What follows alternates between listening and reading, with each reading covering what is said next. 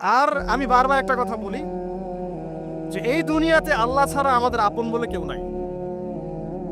আপনি যাকে আপন মনে করেন না কেন, আমাদের সম্পর্ক আছে বাবার সাথে, মায়ের সাথে, স্ত্রী সন্তানদের সবার সাথে, আমাদের হক আছে, অধিকার আছে, সব ঠিক আছে। বিশ্বাস করেন আল্লাহ ছাড়া আপন বলে আপনার কেউ নাই। এই যে গার্লফ্রেন্ডকে আপন মনে হয়, এরা আপন না। স্ত্রী সন্তানদেরকে খুব আপন মনে হয়, আপনার মৃত্যুর পর 40 দিন সময় লাগবে না সব ভুলে যেতে। পিতামাতা, ভাই বোন সবাইকে আপন মনে হচ্ছে।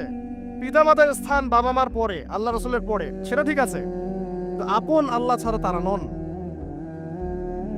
আপনি তাদের মনোপুতভাবে নিজে প্রতিষ্ঠিত হতে পারবেন না, তারা আপনাকে চিনবে না।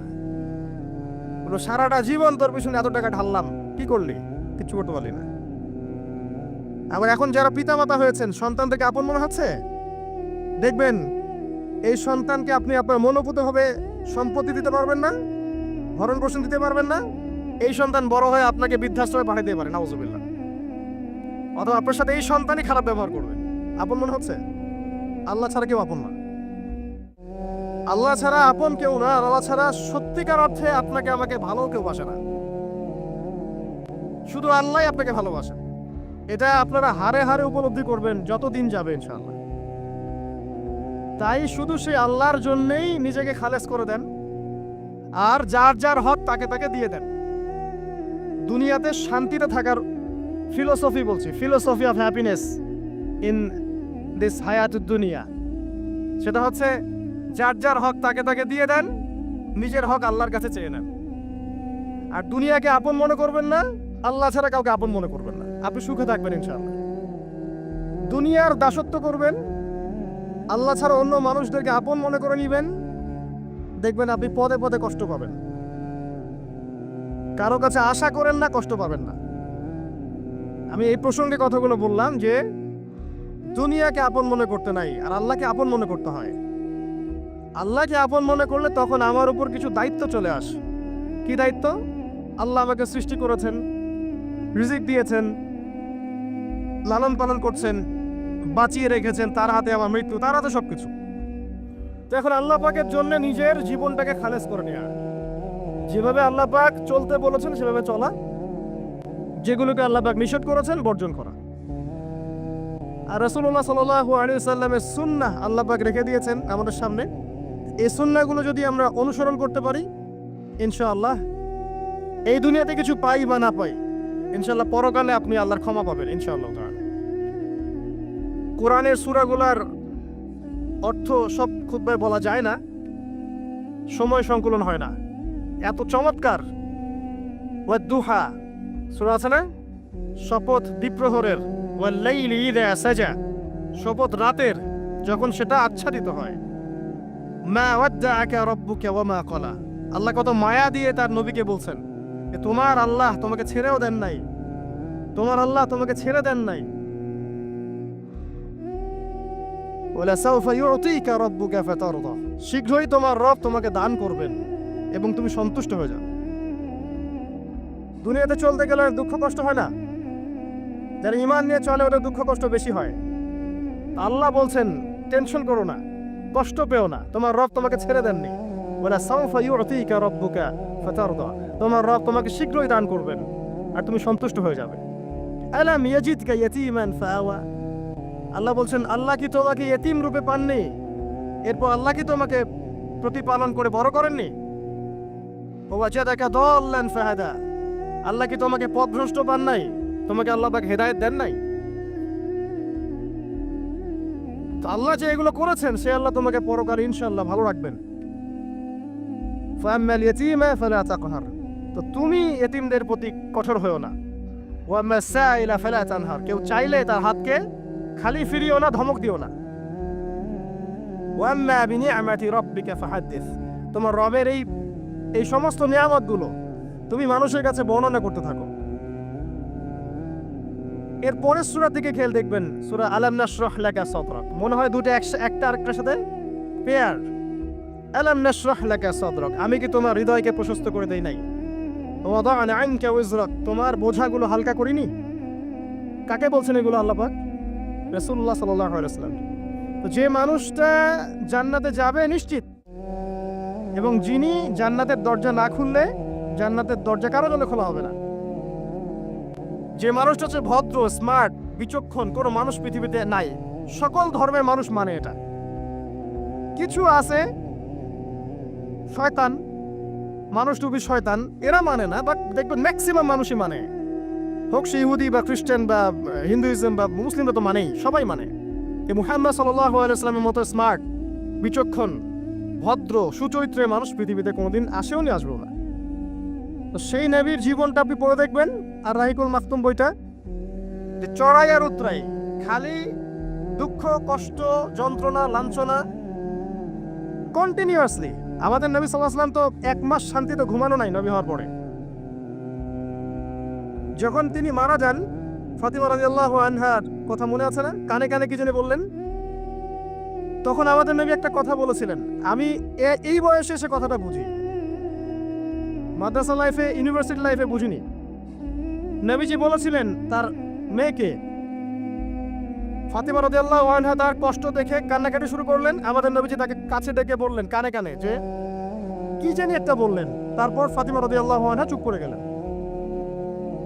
তো পরে জিজ্ঞাসা করা হলো কি বলেছিলেন, তিনি বললেন আল আব্বাজান বলেছেন আজকের পর তোমার আব্বার কোনো কষ্ট থাকবে না, আর তুমি আমার পরিবারের মধ্যে সবার আগে আমার সাথে সাক্ষাৎ করবে।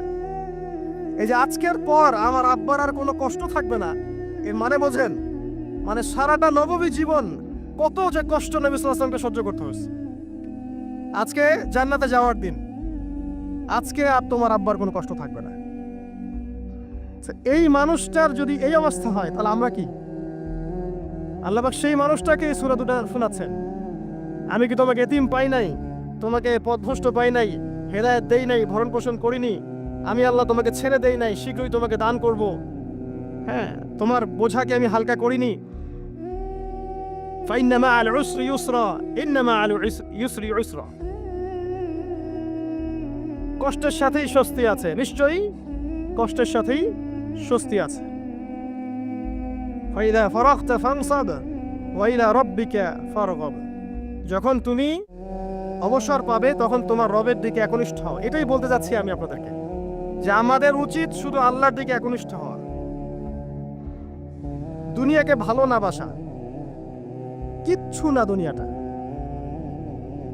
আমার চেয়ে ভালো আপনারা এটা জানেন না, কিচ্ছু না দুনিয়াটা,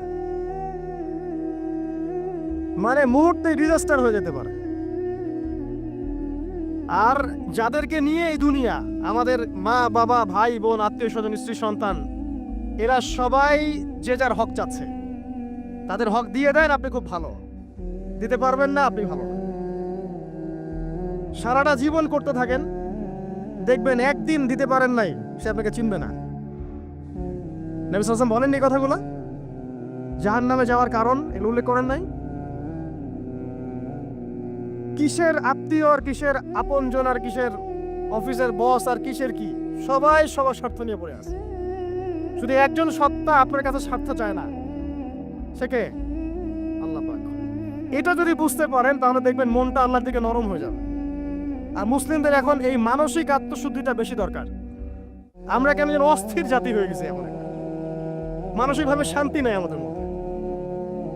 খেয়াল করে দেখবেন সারা দিন দুশ্চিন্তা, দুর্ভাবনা, পেরেশানি। নামাজে আসি তাও মনে হয় যত তাড়াতাড়ি নামাজ শেষ করতে পারলে বাস, 5 মিনিট 4 রাকাত নামাজ। আর ইমাম যদি ভুলে 10 মিনিট পড়ায় তো চাকরি নট।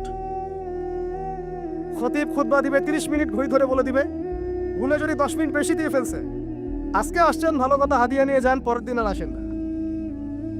অস্থির। অস্থিরতার কারণ দুনিয়ামুখিতা, আল্লাহ থেকে দূরে থাকা। অস্থিরতার কারণ কোরআন থেকে দূরে থাকা।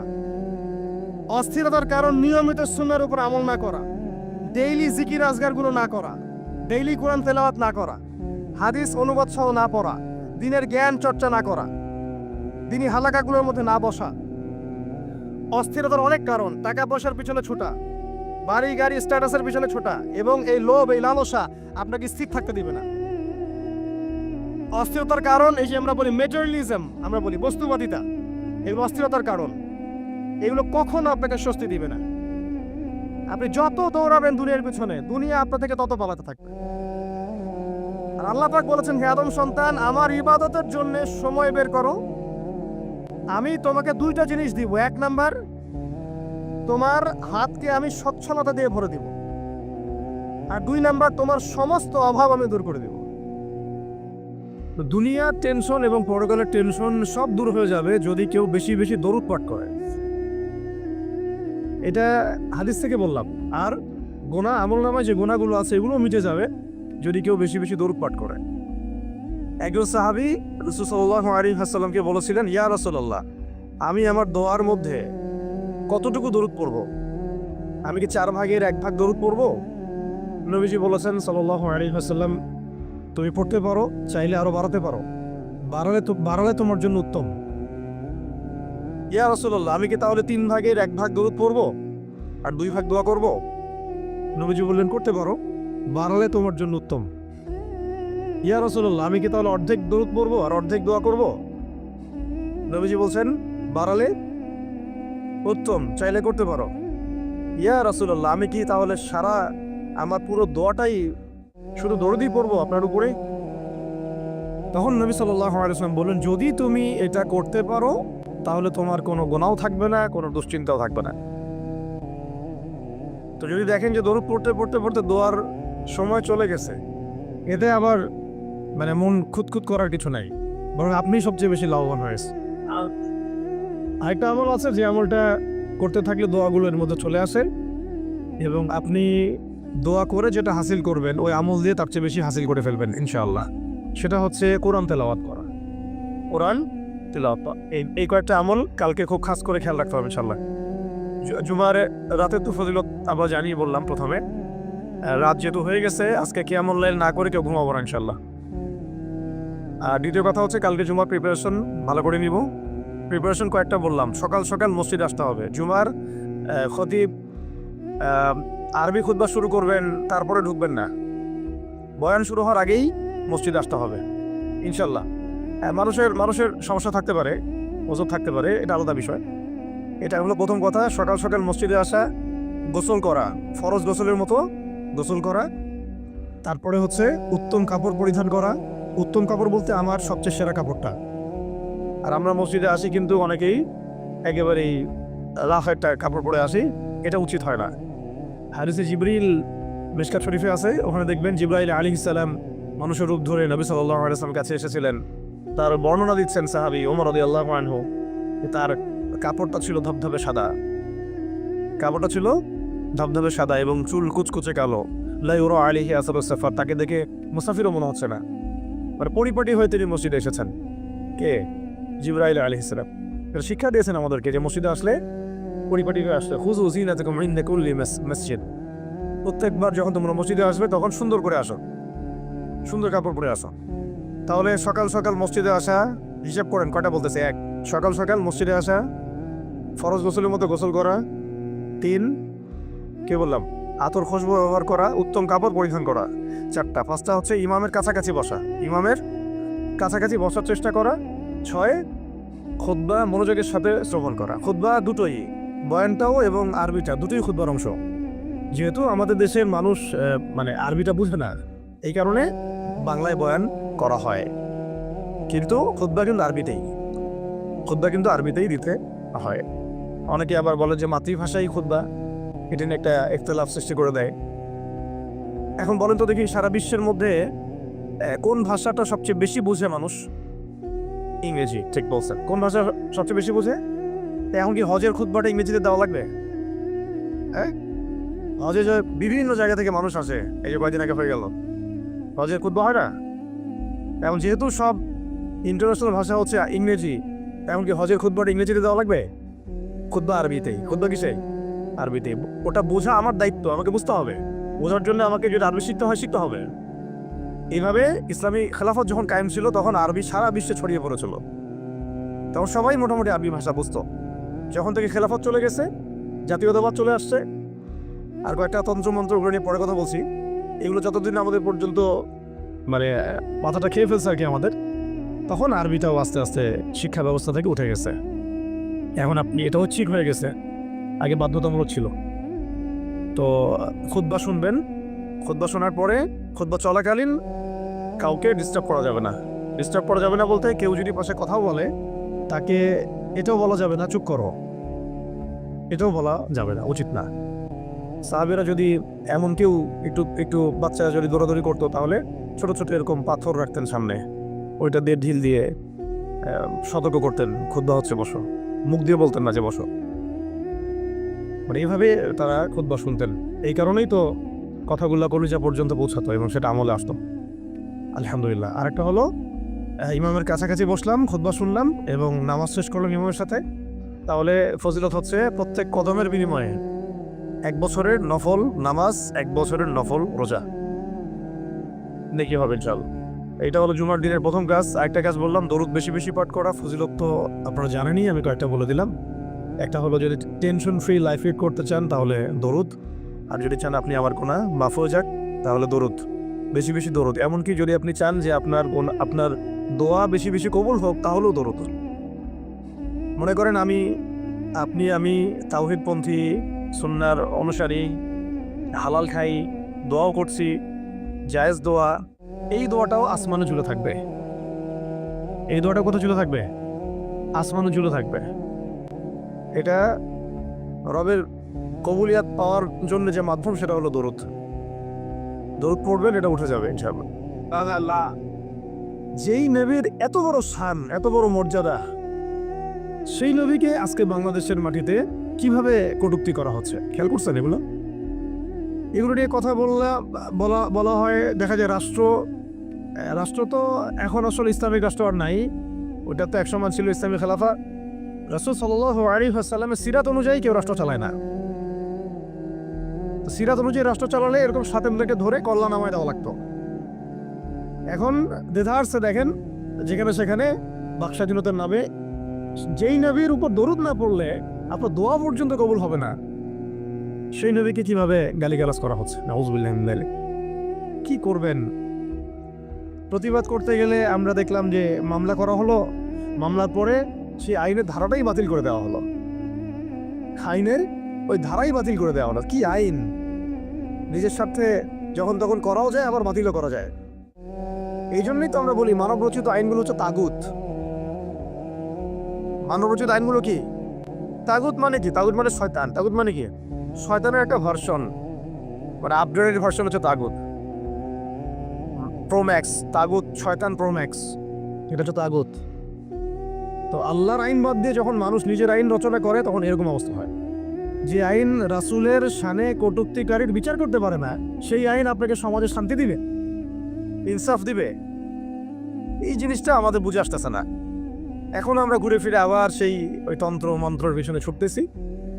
এখনো শরিয়া ইমারা খেলাফতের কথা আমরা বুঝতে পারতেছি না। তবে বুঝি আর না বুঝি ইনশাল্লাহ সামনে এটা কায়েম হবেই। এইটা নিয়ে কোনো সন্দেহ নাই, লা শাক্কা ফি, কোনো সন্দেহ নাই, এটা সামনে কায়েম হচ্ছেই,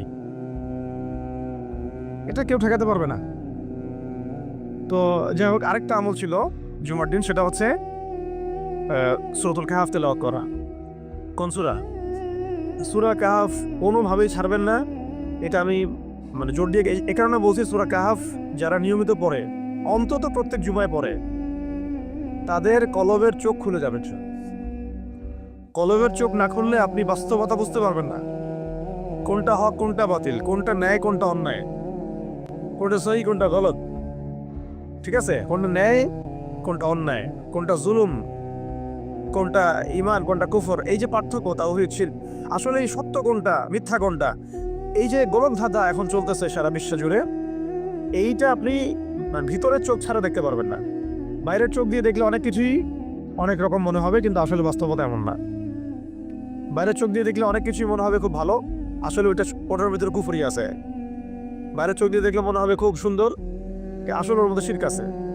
এই যে অন্তর্দৃষ্টি, আমরা একটা কথা বলি হিকমা আল বাসীরা, প্রজ্ঞা, বাংলা ভাষায় বলে কি প্রজ্ঞা, দূরদর্শিতা, বাংলা ভাষায় বলে দূরদর্শিতা, এটা হাসিল হবে সূরা কাহফ তেলাওয়াত করলে। আর শেষ জামানায় এই দূরদর্শিতার দরকার এত বেশি, এই আমলগুলো জুমার দিন ছাড়া ঠিক হবে না কোনোভাবেই। তো প্রতি সপ্তাহে আমলগুলো জারি থাকবে ইনশাআল্লাহ। আল্লাহ পাক সবাইকে করার তৌফিক দান করেন। আজকে আমি লম্বা আলোচনা করার সময় পাচ্ছি না। ইনশাআল্লাহ আপনাদের সাথে আবার দেখা হবে ইনশাআল্লাহ। কোনো একদিন দিনের বেলা এসে একটু লম্বা সময় দেওয়ার চেষ্টা করবো ইনশাআল্লাহ। তো আজকে আমি জাস্ট একটা সূরা নিয়ে কথা বলতে যাচ্ছি আপনাদের সাথে, শুধু একটা ছোট্ট সূরা। ইনশাআল্লাহ অন্য কোনো দিন আরও বিষয়ভিত্তিক আলোচনা হবে। এই সূরাটা হচ্ছে সূরা কাফিরুন। কোন সূরা? সূরা কাফ। সবাই জানি না সূরাটা? কিছু বিষয় আছে এই সূরার মধ্যে যেগুলো আমরা অনেকে জানি কিন্তু বুঝতে পারছি না। ওইটা বোঝানোর জন্য আমি একটু পুরাতন আলোচনা নতুন করে করার চেষ্টা করছি আর কি। তার আগে একটা ফজিলত বলি যে সূরা কাফিরুন যে ব্যক্তি রাতের বেলা তেলাওয়াত করবে, ঘুমানোর আগে তেলাওয়াত করবে আর কি, আল্লাহ রাব্বুল আলামিন তাকে শিরকের পাপ থেকে হেফাজত করবেন। মনে রাখবেন যে জাহান্নামে যাবে সবচেয়ে বেশি মানুষ শিরকের পাপের কারণে। কোন পাপের কারণে? শিরকের পাপের কারণে। এবং শিরকের পাপ এমন পাপ যেই পাপটা আল্লাহ রাব্বুল আলামিন ক্ষমা করেন না, ওই অবস্থায় মারা গেলে ক্ষমা করেন না। কিন্তু তওবা করলে, জীবদ্দশায় তওবা করলে ইনশাল্লাহ মাফ হতে পারে, অবশ্যই হতে পারে। কিন্তু ওই শিরকের পাপ নিয়ে কেউ যদি মারা যায়, আল্লাহ রাব্বুল আলামিন এই পাপটাকে ক্ষমা করবেন না। এটা সূরা নিসার মধ্যে অনেকবার বলা হয়েছে, ইন্নাল্লাহা লা ইয়াগফিরু আন ইউশরাকা বিহি ওয়া ইয়াগফিরু মা দুনা যালিকা লিমান ইয়াশা। নিশ্চয় আল্লাহ রাব্বুল আলামিন শিরকের গুনাহকে মাফ করেন না, কিন্তু অন্য যে কোনো বড় গুনাহ হোক আল্লাহ পাক যাকে ইচ্ছা মাফ করতে পারেন, যাকে ইচ্ছা আল্লাহ মাফ করতে পারেন। এখন এই শিরকের পাপ থেকে বাঁচাবে কোন সূরা? সূরা কাফিরুন। রাতের বেলা তেলাওয়াত করতে হবে অন্তত একবার। রাতের আরও অনেক আমল আছে, এটা তো আপনারা জানেনই। অন্তত পক্ষে এই আমলগুলো করবেন। সূরা ফালাক, নাস, ইখলাস এগুলো পড়বেন। শেষ রাতে মোনাজাত করবেন, 2 রাকাত নফল হলেও পড়ার চেষ্টা করবেন। আল্লাহ পাক সবাইকে তৌফিক দান করেন। আর ঘুমানোর আগে সূরা বাকারার শেষের 2টা আয়াত পড়বেন বা 3টা আয়াত পড়বেন। সারা রাতের ইবাদতের নেকি হয়ে যাবে ইনশাআল্লাহ। সুবহানাল্লাহ 33 বার সুবহানাল্লাহ পড়বেন, 33 বার আলহামদুলিল্লাহ পড়বেন, 34 বার আল্লাহু আকবার পড়বেন। এছাড়াও তো আছে আল্লাহুম্মা বিইসমিকা আমুতু আহইয়া। এছাড়াও আরও অনেক দোয়া আছে, কয়েকটা বললাম। সূরা মুলক তেলাওয়াত করতে পারেন যদি সময় হয়, এবং করা উচিত, কারণ সূরা মুলকের তেলাওয়াত কবরের আযাব থেকে বাঁচাবে ইনশাআল্লাহ। এগুলো আমল করবেন। আমলটা বাড়ানোর চেষ্টা করতে হবে এই কারণে যে যার আমল বেশি তার মধ্যে নূর বেশি, আল্লাহ পাকের মারফত বেশি, তার মধ্যে দিনের ফিকিরও বেশি থাকবে এবং তার দোয়াও বেশি কবুল হবে ইনশাআল্লাহ। সে আল্লাহকে পাবে, কাছে পাবে। আমল ভালো হলে আখলাক ভালো হবে, আখলাক ভালো হলে তার দ্বারা সমাজ উপকৃত হবে। এবং আমরা খেয়াল করে দেখেছি সিরাতের কিতাবগুলোতে সাহাবায়ে কেরাম জিহাদের মাঠেও মেসওয়াক ছাড়তেন না, মানে আমলে তারা গুরুত্ব দিতেন, খুব বেশি আমলের প্রতিযোগিতা করতেন, কে কত বেশি আমল করতে পারে। একজন সাহাবী খুঁটির সাথে নিজেকে বেঁধে রাখছিলেন, যে ঘুম আসে, নামাজ পড়তে পড়তে ঘুম আসে, খুঁটির মধ্যে বেঁধে রেখেছেন নিজেকে, এটা ঘুমে পড়ে না যান। তো পরে নবী সাল্লাল্লাহু আলাইহি ওয়াসাল্লাম বললেন যে এত অতিরিক্ত কষ্ট না করতে বললেন। আল্লাহ পাক ও সবসময় তোমার ইবাদত কবুল করতে পারেন। নিজের উপর ইহসান করো, নিজের শরীরের হক আদায় করো। একজন সাহাবী তো এমন আমল শুরু করেছিলেন যে স্ত্রীর প্রতি তাকানোই বন্ধ করে দিয়েছেন এক সময়। হ্যাঁ, তাই না? পরে স্ত্রী এসে অভিযোগ করছে, আমাকে তো আমার স্বামী দেখেই না। তখন নবী সাল্লাল্লাহু আলাইহি ওয়াসাল্লাম জেগে বললেন যে দেখো, স্ত্রীর হক আছে তোমার উপরে, তার হক আদায় করো, সেটাও সুন্নাত, এটাও ইবাদত। তো এইভাবে সাহাবায়েরা আমলের প্রতিযোগিতা করতেন। তো আমাদেরকে আমলের মধ্যে ব্যালেন্স করতে হবে, মানে একদিকে ঝুঁকে যাওয়া না, সব আমলগুলো যেন আমার আমলের মধ্যে থাকে, এটা ব্যালেন্স করতে হবে। শুধু তসবিহ দামে নিয়ে পড়ে থাকবো, জিহাদের কথা বলবো না, এটাও আবার না। আবার শুধু জিহাদের কথাই বলবো, দিন কায়েমের কথাই বলবো, নিজের ইবাদত আমল ঠিক থাকবে না, এমনও না। মানে সবকিছু ব্যালেন্স থাকতে হবে, আকীদা, আমল, সুন্নাহ, ইত্তেবা সব ব্যালেন্স থাকবে ইনশাআল্লাহ। সবচেয়ে জরুরি 2টা বিষয়ে আমরা মাথায় রাখবো, একটা হলো ইবাদত, একটা হচ্ছে দিন কায়েম। একটা হলো ইবাদত, একটা হলো দিন কায়েম। ইবাদত তো ব্যক্তিগত ব্যাপার, এটা জীবনের প্রত্যেকটা ক্ষেত্রে ইবাদত থাকবে। আর দিন কায়েম করতে হবে জীবনের প্রতিটা ক্ষেত্রেই, শুধুমাত্র ব্যক্তিগত জীবনে, ইবাদত বন্দেগীর জীবনে না, আমার অর্থনীতি, ব্যবসা বাণিজ্য, আমার সংস্কৃতি, শিক্ষা এবং রাজনীতির মধ্যেও আল্লাহ পাক তৌফিক এনায়েত করেন। তো এখন যেটা বলতে চাচ্ছিলাম যে একদিন আপনারা তো সিরাত মোটামুটি পড়েছেন, সিরাত মানে রাসূল সাল্লাল্লাহু আলাইহি ওয়াসাল্লামের জীবনী, তো মোটামুটি পড়েছেন আমি আশা করি। যদি না পড়ে থাকেন অবশ্যই পড়বেন, ঠিক আছে? প্রথমে শুরু করবেন তো কোরআন তেলাওয়াত থেকে। কোরআন তেলাওয়াত শিখতে শিখতে সিরাতটা পড়ে ফেলবেন। সিরাতটা আগে পড়া থাকলে আপনি কোরআন হাদিসের অর্থ যখন পড়তে শুরু করবেন তখন বুঝতে পারবেন যে কোন আয়াত কোন প্রেক্ষাপটে, কোন হাদিস কোন প্রেক্ষাপটে নাজিল হয়েছে। আপনার মাথায় পুরো 23 বছরের একটা ফ্রেম থাকবে, এটা খুব জরুরি। তাহলে আপনি বুঝতে পারবেন যে কিভাবে দিন প্রতিষ্ঠা করতে হবে এবং কিভাবে নবী সাল্লাল্লাহু আলাইহি ওয়াসাল্লাম করেছেন, তার উপর দিয়ে কি অতিবাহিত হয়েছে, সাহাবেদের উপর দিয়ে কি অতিবাহিত হয়েছে, এটা আমাদের মাথায় থাকবে, এবং কোন প্রেক্ষাপটে তারা কিভাবে রিয়াক্ট করেছেন ওইটা আমাদের মাথায় থাকবে। সিরাতটা আমি পড়ার জন্য খুব বেশি জোর দিই। আরেকটা বিষয় বলতে চাই যে এই সিরাতের প্রথম যে 13 বছর এটা ছিল মাক্কি জীবন। কোন জীবন? মানে মক্কায় নবী সাল্লাল্লাহু আলাইহি ওয়াসাল্লাম দাওয়াত দিচ্ছেন। তো মক্কার পরিবেশটা কেমন? মক্কার পরিবেশটা হচ্ছে আবু জেহেলদের শাসন চলতেছে। কাদের শাসন? আবু জেহেলের শাসন চলছে, আবু লাহাবের শাসন চলছে, উতবা সাহেবা এদের কর্তৃত্ব চলছে। আবার একই সাথে নবী সাল্লাল্লাহু আলাইহি ওয়াসাল্লাম তিনিও একটা সম্ভ্রান্ত বংশ থেকে আসছেন, সম্ভ্রান্ত গোত্র থেকে, বনু হাশিম থেকে। তো তার গোত্রের মর্যাদা অনেক বেশি, ঠিক আছে। আর এদিকে বনু মাখজুম, বনু এই তাইম, বনু তাই, বনু আদি, আরও অনেক গোত্র আছে। তো তারাও কিন্তু মোটামুটি প্রভাবশালী। তো রাজনৈতিক যে ক্ষমতাটা, মক্কার রাজনৈতিক যে ক্ষমতাটা, এটা আছে ওই সময় আবু জেহেল, আবু লাহাব, উতবা সাহেবা এদের হাতে। এবং ওদের একটা পার্লামেন্ট ছিল, ওর নাম ছিল দারুন নাদওয়া। কি নাম ছিল? দারুন নাদওয়া। তারা আল্লাহকে বিশ্বাস করতো, একটু ভালো করে বোঝার চেষ্টা করেন। তারা আল্লাহ পাককে বিশ্বাস করতো, আল্লাহ বলে একজন আছে, এটা তারা আকীদা ঠিক রাখতো। এমনকি আল্লাহ পাক সৃষ্টিকর্তা, আল্লাহ পাক রিজিক দাতা, আল্লাহ সন্তান দাতা, এটাও তারা বিশ্বাস করতো। কারা বিশ্বাস করতো? আবু জেহেল, আবু লাহাব, উতবা সাহেবা, তারাও বিশ্বাস করতো। তাহলে কিসে বিশ্বাস করতো না? তারা তাওহীদে রুবুবিয়্যাত বিশ্বাস করতো, কিন্তু উলুহিয়াত, আসমা ও সিফাতে বিশ্বাস করতো না।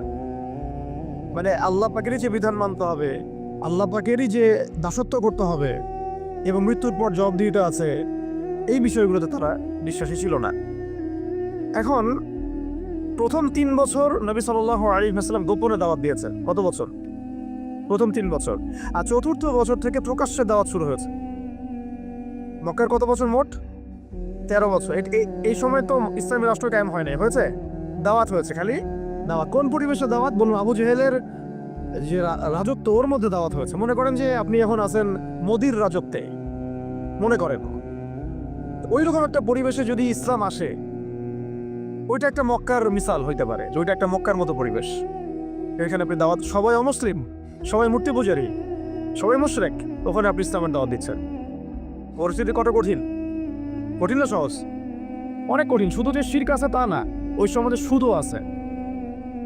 কি আছে ওই সময়? সুদ আছে। ওই সমাজের মধ্যে জেনা আছে, ওই সময় ব্যভিচার আছে, ওই সময় মাদক দ্রব্য আছে, মেয়েদের অবমাননা আছে, কন্যা সন্তানের জীবন্ত দাফন করা হয়, তারপরে জুয়া আছে, মারামারি, হানাহানি, কাটাকাটি, গোত্রে গোত্রে দ্বন্দ্ব, এগুলো একটা সমাজের মধ্যে। একটু চিন্তা করেন, কল্পনা করেন।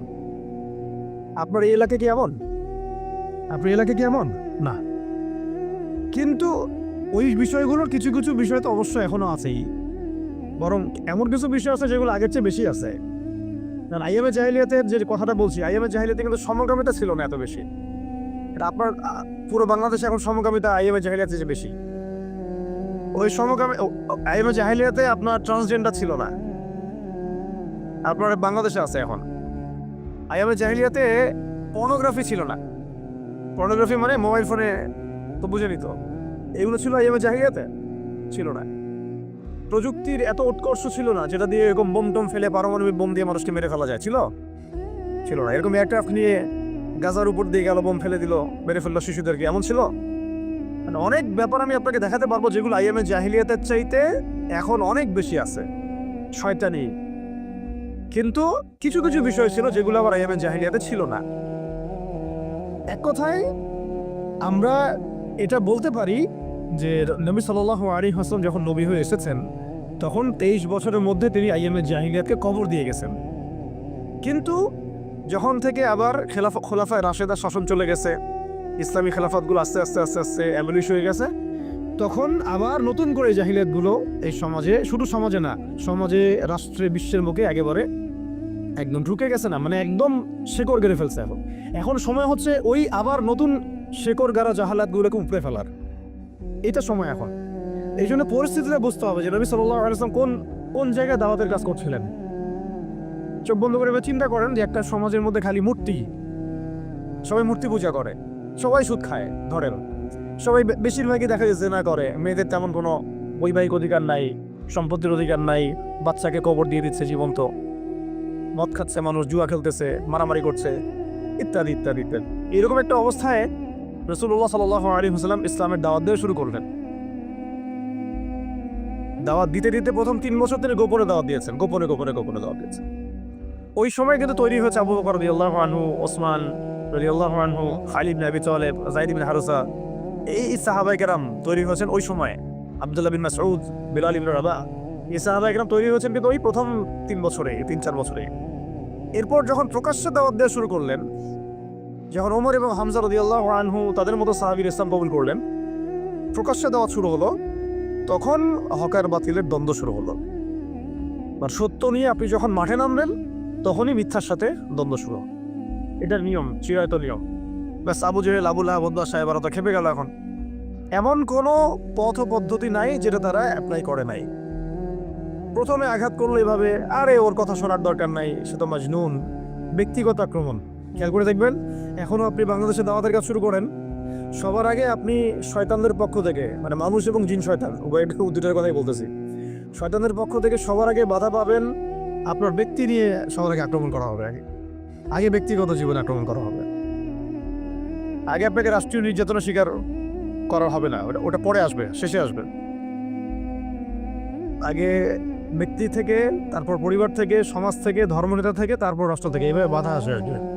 রাসূল সাল্লাল্লাহু আলাইহি ওয়াসাল্লামকে প্রথমে বলা হচ্ছিল যে মাজনুন, নাউযুবিল্লাহি মিন যালিক, সাহির, জাদুকর, নাউযুবিল্লাহ, ফারিকুল জামাত বিভক্ত করতেছে, নাউযুবিল্লাহ। তারপরে বলা হচ্ছে আর কি বলেন, শায়ের, কবি, আর এরকম প্রায় 8-10টা কথা বলা হচ্ছিল, 8-10টার মতো কটাক্ষ করা হচ্ছিল প্রথম 3 বছরে। কিন্তু তেমন কোনো শারীরিক নির্যাতন করা হচ্ছিল না প্রথমে, আগে এভাবে ব্যক্তিকেন্দ্রিক আক্রমণ করা হচ্ছে। এরপর আল্লাহ পাক জবাব দিচ্ছেন, কোরআন নাজিল হচ্ছে, প্রত্যেকটার অ্যান্সার আসতেছে কোরআনে, তাই না? দাওয়াতের গতি বাড়তেছে, আলহামদুলিল্লাহ। মানুষ তো একবার ইসলামে আসলে আর ফিরে যাচ্ছে না, জান্নাতের খবর পেয়ে গেছে মানুষ। কোথায় ছিলাম, অন্ধকার থেকে আলোতে চলে আসছে। আর যারা এই নূরের স্বাদ একবার পেয়েছে, তারা কি আর ফিরে যাবে? এখনো দেখেন অনেক বড় বড় পাপী মানুষ, আমরা নিজেও দেখেছি, নিজেরাও অনুভব করেছি, বহু বড় বড় পাপী মানুষ রাসূল সাল্লাল্লাহু আলাইহি ওয়াসাল্লামের রওজার সামনে গিয়ে সালাম দিয়েই একেবারে তওবা করে খাঁটি মুমিন হয়ে গেছে। বহু মানুষ আছে এমন, অনুভূতি কাজ করে ওখানে গেলে একটা। অনেক পাপী মানুষ ছিল, কাবাঘর ধরে যেই টাচ করছে কাবাঘরে, চোখ দিয়ে দরদর করে পানি পড়া শুরু হয়েছে, সে তার লাইফকে